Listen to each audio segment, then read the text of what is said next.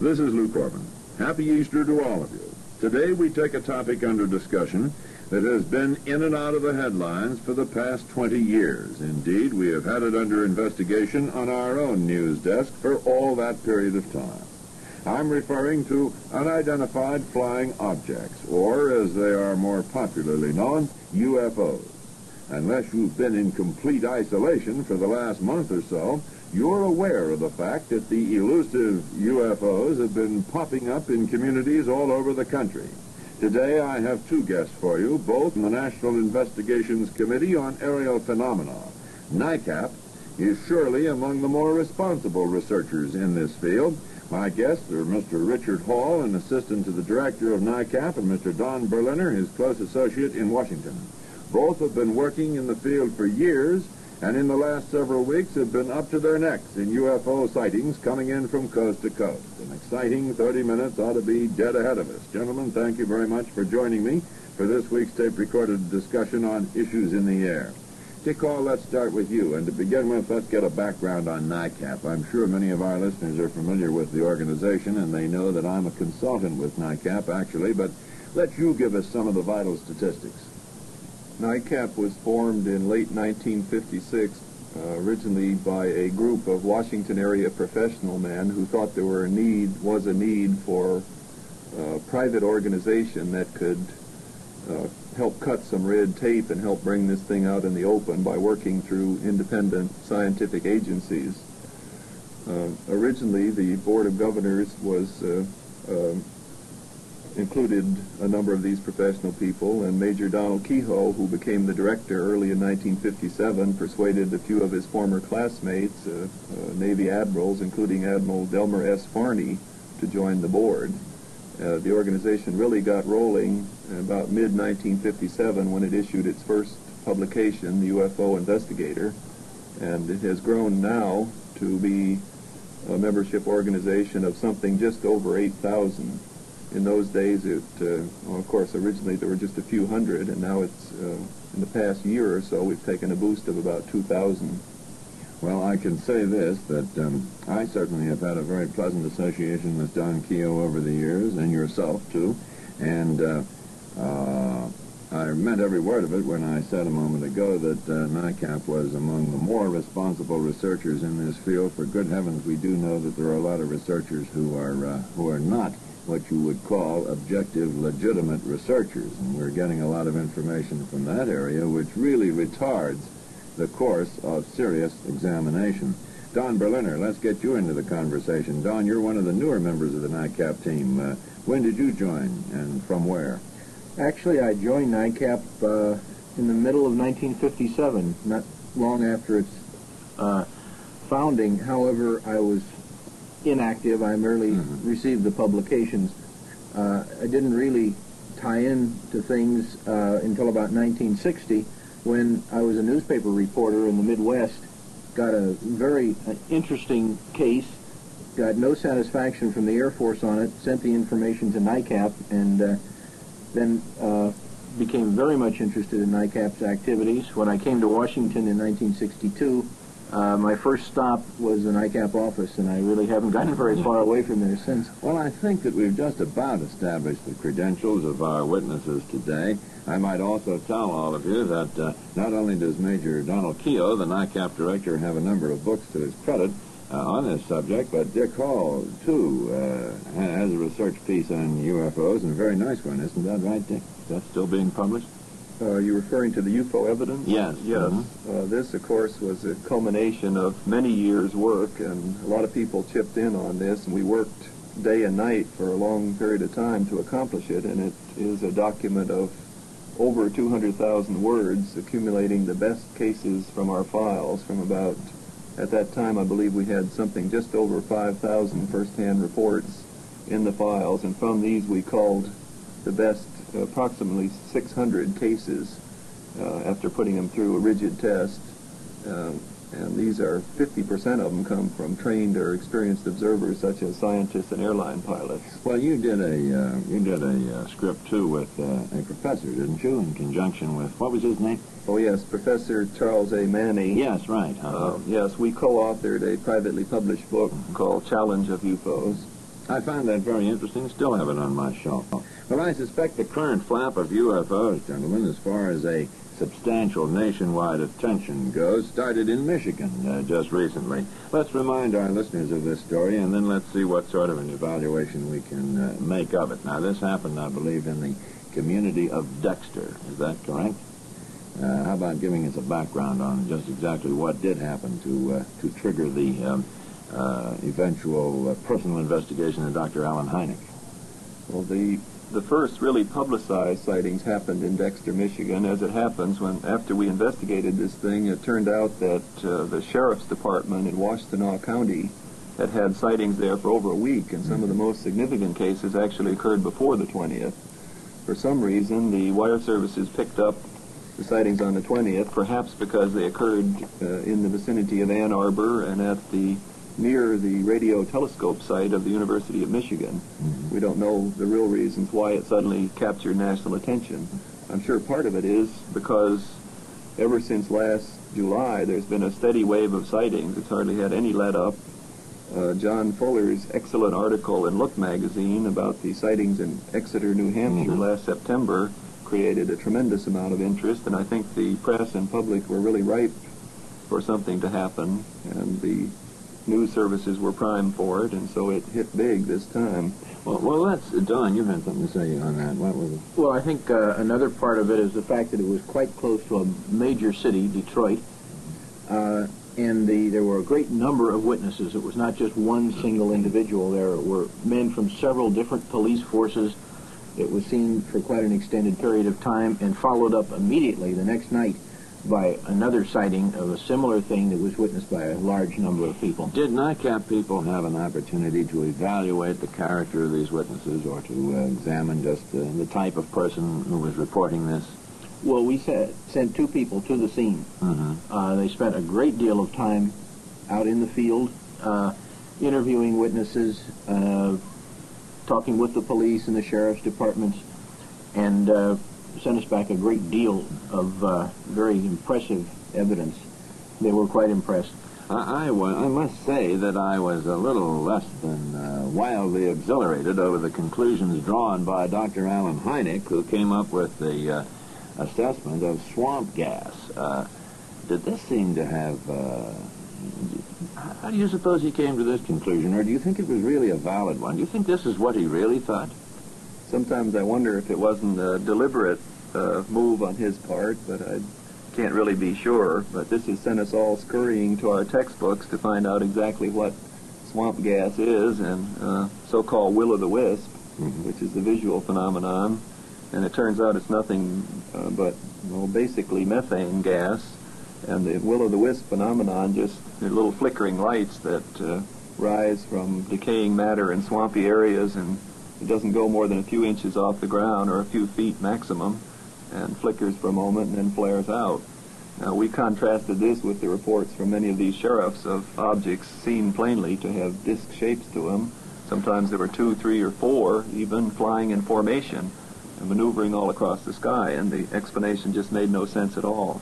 Why he made it, we don't know. There were suggestions in some newspapers that Hynek wasn't happy with the explanation himself. It was suggested that he was pressured into giving this statement by the Department of the Defense. There's no way to document that. No, there isn't, and he later denied it, of course, but this was suggested. It does seem rather strange, however, for such an explanation to be coming from a man of his scientific credentials. No one questions his knowledge, and especially in his own field of astrophysics, but no one seems to accept this swamp gas explanation. No, well, I think, too, I think I reported to you, Dick, I took the trouble to discuss the problem of whether or not swamp gas could be tracked by radar, and I took this up with the folks at the Bendix Corporation here, and sure enough, one of their scientists said to me, he said, yes, he said, we do have exotic tracking devices that could conceivably pick up so-called swamp gas or wind or things like that, but he says, I can assure you none of them are operational in the state of Michigan. So it seemed to me that this sort of ruled that out, and I suppose that in the course of legitimate investigation, we have to take all the various elements and make sure they're ruled out, regardless of how peculiar they might sound to some segment of our observing community, you know. That's really one of NICAP's main purposes That's in right. existing. Well, you know, some months ago there was an incident in, wasn't it in Sirocco, New Mexico? I believe it was down in that area. Socorro, New Mexico, that's right. Thank you for correcting me. And Dr. Hynek, I remember, personally investigated that, and he came away with one of the quotes that we used from our desk. He said, "I am impressed with the witness." He also stated that when he left, he was more puzzled than he was when he arrived, and Right. he had good reason to be puzzled. I'm wondering if there was anything that he was able to observe in that case that he was that was better than what he had seen in Michigan. Yes, he saw physical evidence on the ground where this object had rested. This occurred on April 24th, 1964, and the witness was a police officer, Lonnie Zamora, who saw this egg-shaped object resting on the ground, resting on four stilt-like legs, and where it had rested were four imprints, which corresponded with the legs, and there were scorch marks, and a scorched bush in particular. And Lonnie Zamora had an excellent reputation in the community, and Hynek and everyone else agreed that he was beyond reproach as far as his character was concerned. So with this sighting from a reputable observer and the physical evidence involved, Hynek had no choice but to be puzzled. You remember the Stokes case down in that general part of the country, too, a number of years ago. I remember I interviewed the intelligence officer at Holloman Air Force Base, and he immediately vouched for the witness, a Mr. Stokes, who had allegedly been stopped on the road. He and a group of scientists, by the way, who were in the car with him, their engine died when a so-called egg-shaped, oval-shaped object hovered over their car and raced up and down the mountain area there, right in plain view of them and so forth. And I won't go into all the fascinating details on it, other than to say that shortly thereafter, the Air Force publicly stated that the Stokes observation was a complete hoax and fraud. And then about a day or so after that, it was verified that Mr. Stokes had just been given a promotion by the Air Force in his, I suppose, civil service rank and so forth. And I asked the Pentagon at the time if it was the practice of the Air Force to reward people who perpetrated a fraud and hoax upon the American public, to promote them, and they just looked at me at that point and said, "We have no comment." Now, I think that when this sort of response is produced by the government, there is reason for legitimate researchers to be skeptical, that there must be something there in the background that we're not hearing about. And I just in those cases alone, I think this is something. You know, there's something that I wanted to ask you fellas this. Sometimes when you have so-called physical evidence on the ground, one of the things that happens is somebody goes rushing out right away with a Geiger counter, assuming that for some reason or other, that if we have something that is coming from somewhere that may have, let's say, an implied, and I'm careful to say this, an implied extraterrestrial origin, that it must be radioactive. Must it be, do you think? Is there any reason why something like this must be radioactive? I don't think there's any reason, no, but a test for radioactivity with a Geiger counter is one of the easiest to perform in the field. All you have to do is turn the Geiger counter on, and if it clicks wildly, you've got something. You don't need any elaborate equipment or extensive training. You can just turn the machine on, and it'll give you the answer. All you have, though, is that something in the area is radioactive. Yes, well, there has to be a reason, then, for this radioactivity. Yes. If you do have a high level, that means something unusual has happened. Yes, it seems that way. Now, one case where this might be very significant occurred in December 1964, December 21st, near Stanton, Virginia, where a person saw a cone-shaped object cross the highway ahead of his car. His car stalled. He experienced one of these electromagnetic failures. The car coasted to a stop. The object set down in a field. And then after a few moments, it took off and rose and crossed the highway again and shot away and disappeared. Now, this landing area was checked with a Geiger counter, and it was very hot. They've got a very high reading. It was checked by Professor Ernest Gaiman at the Eastern Mennonite College and also by 2 DuPont engineers. So when you do have a positive reading, you really have something. And this is further evidence that something strange definitely was there. Well, I would imagine that, I don't have to imagine, I know it's a very fascinating subject, but what continually puzzles me is why it isn't given a wider distribution on the part of the wire services over the country, for example. I know that the United Press International seems to be more impressed with the investigation of this field than the Associated Press, although they sort of go back and forth as far as their attention goes. Why is this? Well, of course, this is just speculation, really, but the whole subject started off as a great target for ridicule. I know. It was really funny. I think probably all of us laughed the first time we ran into this UFO thing. Also, until rather recently, the press in general, I think, considered it just some more of the same old thing. We've been having UFO sightings for many, many years, and there wasn't any particular change. Now we've apparently got quite an increase in the frequency of these sightings. There was a wave last August. There's a wave this March. Something seems to be increasing, and so this in itself is a story. Mm-hmm. And little by little, individuals pick up the scent, and it does catch on. As was mentioned earlier, this article in Look magazine by John Fuller, who was a highly respected reporter, Yes. No doubt impressed a great many of his colleagues. And then shortly thereafter, when these Michigan stories hit, they were ready. Yeah, we also had, who was the reporter that wrote one that appeared in one of the scientific magazines, the Science Mechanics or something like that. It came up with a story. He was associated with the chief of the Air Force at one time. Yes, McKinley Cantor, Yes, the right. well-known novelist, came up with a very good article and describing a personal sighting which he had had in about 1954, as I recall, and he had personally suppressed this information until recently.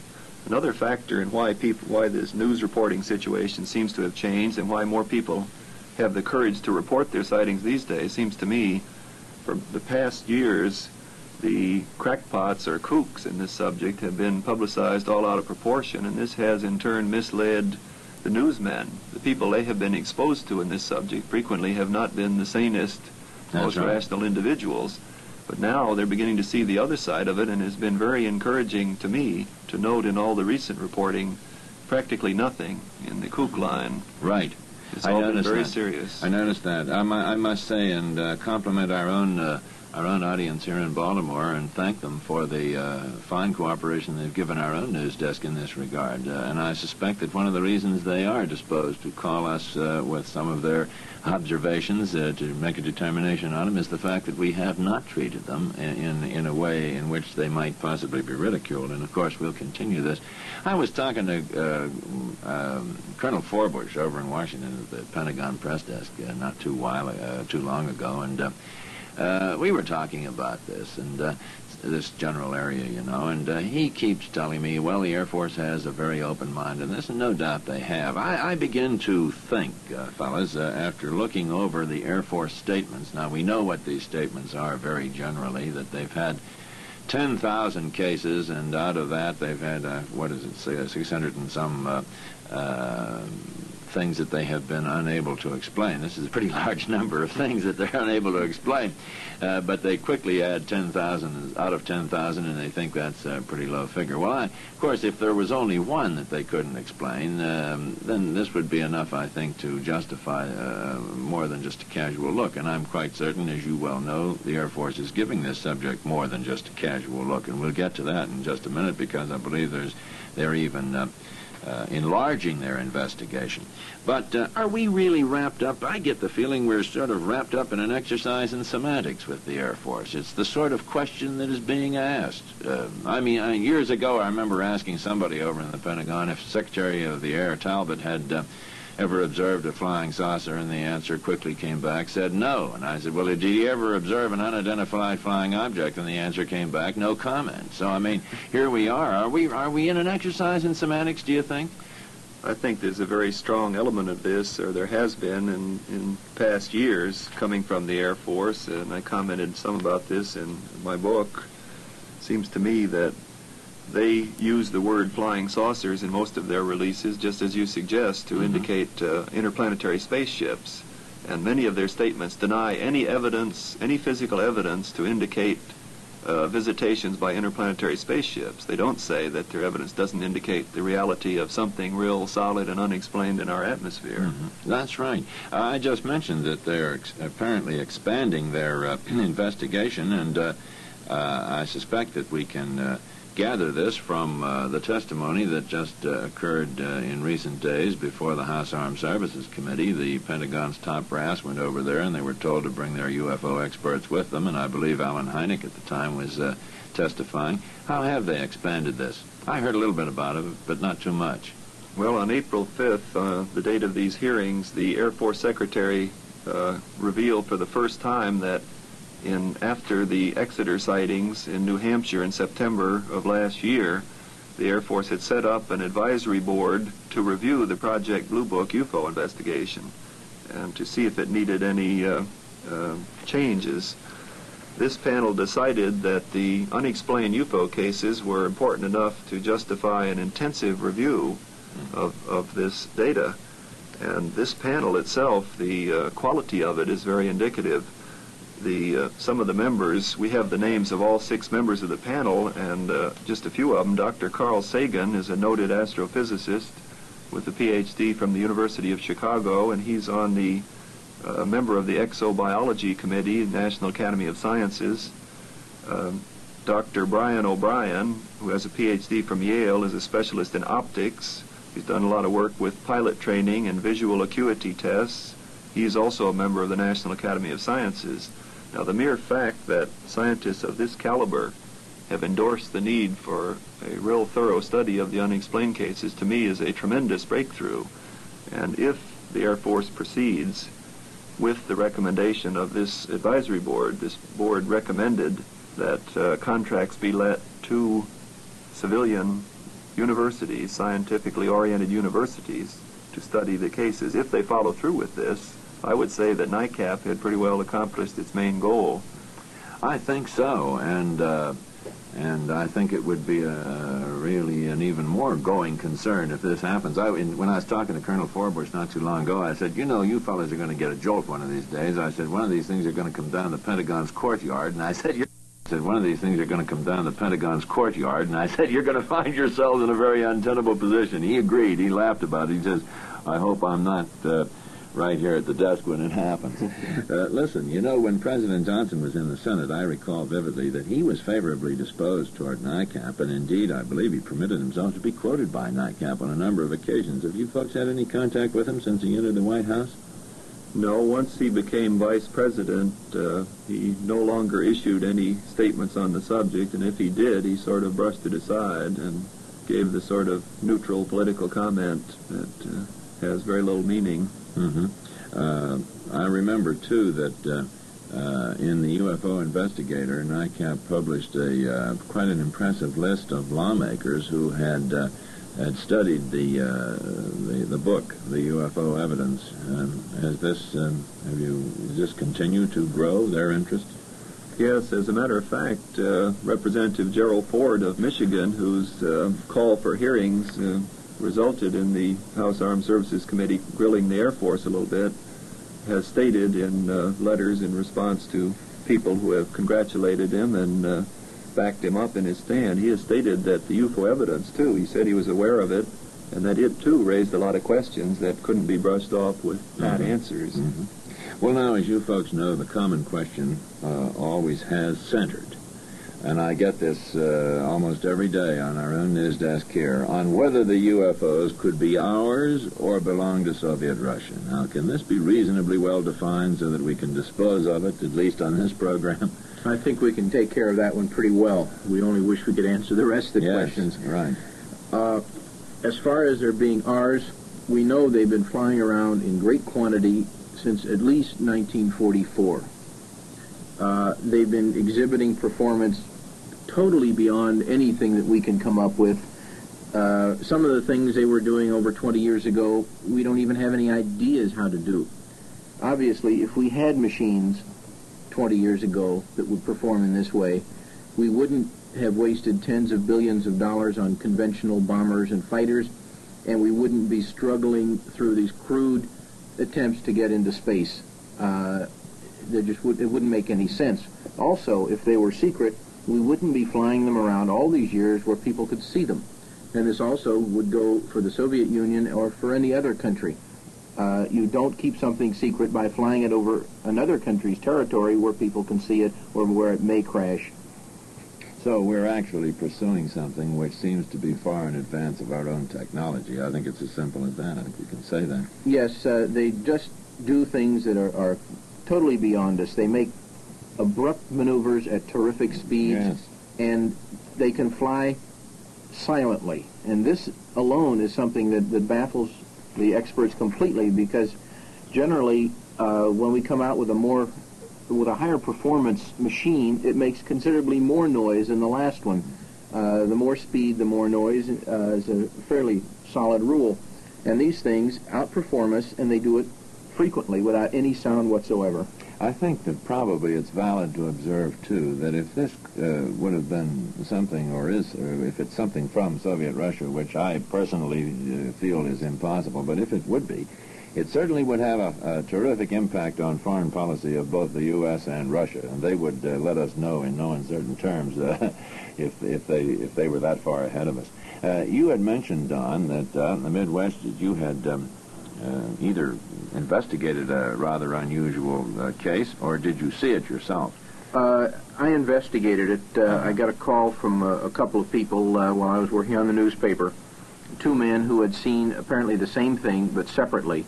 They met at work, discovered that they'd had similar experiences, and thus reinforced, they gave me a call. Mm-hmm. And I ran the story, sent the information to the Air Force, got an answer back that I couldn't swallow at all, wrote a story to this extent, asked the Air Force for additional information. They sent me the additional information, which made it very obvious that their first explanation was worthless, so they tagged on a second explanation, which had nothing to do with the first one. Mm-hmm. So this was pretty clear to me that there was more going on here than they let on. Was this a landing case, or just No, an object? A very startling visual observation of something in the sky. Dick, have you ever seen one in the sky? Anything that you couldn't explain?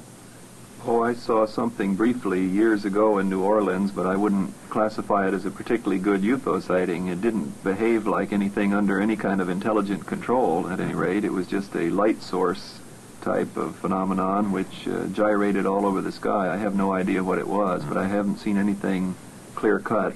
Well, you know, NICAP is a very excellent UFO collection center. Do you encourage folks to send you information on sightings? Oh, yes, very definitely. We're glad to have any UFO reports, regardless of date. They might fit with others that are in our files. How about your address? Where can they send us? They can write to NICAP, N-I-C-A-P, at 1536 Connecticut Avenue, Washington, D.C. Oh, that's good. And also, they can apply for membership in NICAP if they want to, can't they? Yes, we'd be glad to send them literature. Right. Well, now, when you make a sighting, we've got a couple of minutes here yet. When we make a sighting, what are some of the points to remember in making up a UFO report? Well, I think a lot of people seem to have a sighting and not bother to make notes. I think one of the first important things to do is to make some notes. Note carefully the time and, if possible, the exact direction of the object as established by a compass, preferably, or some known landmark, because people can be pretty far off if they just guess at the direction. And the visibility. Yes, and basic information about exactly what the object appeared like, whether it was a light source or had some size to it. They could compare it to the apparent size of the moon. And the maneuvers that the object went through are important. How far it moved in an angular sense, degrees across the sky. we could actually spend another hour and a half discussing this subject, and I think maybe at some future date we'll bring you back again and get on it again. But we've been so wrapped up in the current flap that we just didn't get in too much of the fact that a lot of reports are coming in from other parts of the world. This is true, isn't it, Donna? Life magazine had a rather interesting picture of Perth, Australia, and some kind of a crazy-looking light going across the harbor. Did you see that? Yeah, I saw the picture. We had never seen it before, and Life did not include any real significant data with it, so we couldn't begin to analyze it. It was quite intriguing. It looked like it was produced. Well, it didn't it? It looked something like a light leak, however, without a lot of information about the camera and the photographer and so forth. You can't say anything. And, of course, too, we have our astronauts up there, and something always seems to happen when we get our astronauts up there. Something will happen, and there will be some reference to, what do they call them, fireflies or something else that's manifesting itself, and they had a couple of pictures that they thought was another one of our satellites, and that was remained unverified, and as far as I know is quite puzzling, and there's been no further comment on that. So it remains a puzzle of sizable proportions. Well, I'm sorry to have to tell all of us that our time, believe it or not, is up for this edition of Issues in the Air. I certainly want to thank you, Mr. Richard Hall, and you, Mr. Don Berliner, for coming over from Washington to tell us about the work of the National Investigations Committee on Aerial Phenomena and discussing the most recent UFO sightings. Good luck, good fortune, and may God bless both of you in all your future endeavors. Next week, we'll encounter yet another topic of our times, and we'll have another expert or team of experts on hand to help us explore its many interesting facets. We hope you, too, will be on hand and be listening attentively to Issues in the Air. Now, this is your moderator, Lou Corbin, saying so long from Studio E at 130 in your radio, WFBR in Baltimore.